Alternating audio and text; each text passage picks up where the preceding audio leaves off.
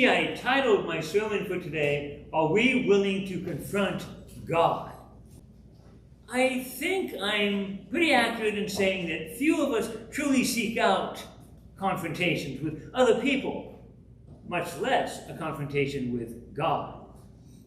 Many people will do almost anything to avoid the hostile environment, the strong emotions, the strife that so often comes with any kind of a confrontation.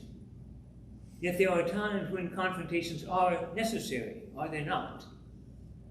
You know, when you've been wronged by another person, if you can, it's helpful to confront that in a good way.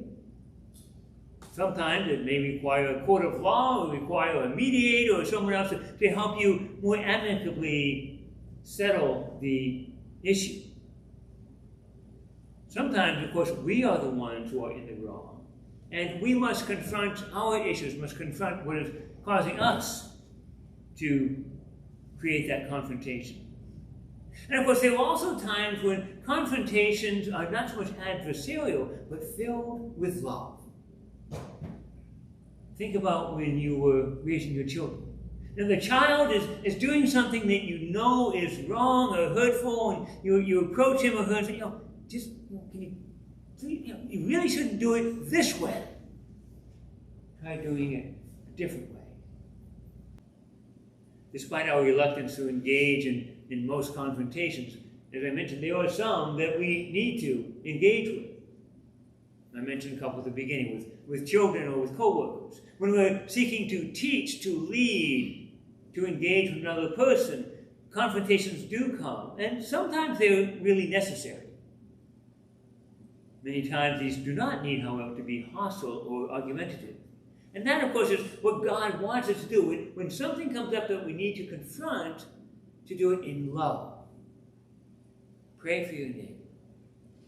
Pray for those who persecute you. Now, there are two other confrontations that I want to briefly address this morning. The other thing is Christian nationalism. I hope some of you have been reading about this and are aware of the very real danger that this is creating in our country. I mean, it's not new. Christian nationalism has been around almost as long as the United States has been around. But Christian nationalism is not truly Christian. If you really look at what they believe and what they're doing, they believe that they can use violence to obtain their goal. They can use any means at their disposal to achieve their goal. What's their goal?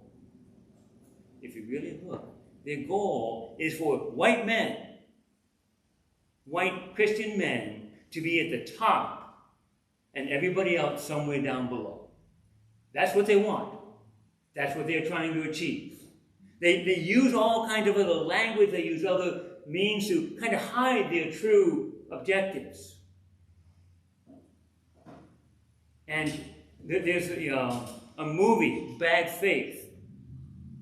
I'd highly recommend it to you. You look at the clips of some of those pastors in churches, and what they're saying is like, that is not Christian. That is not what Jesus Christ taught us to say and to do.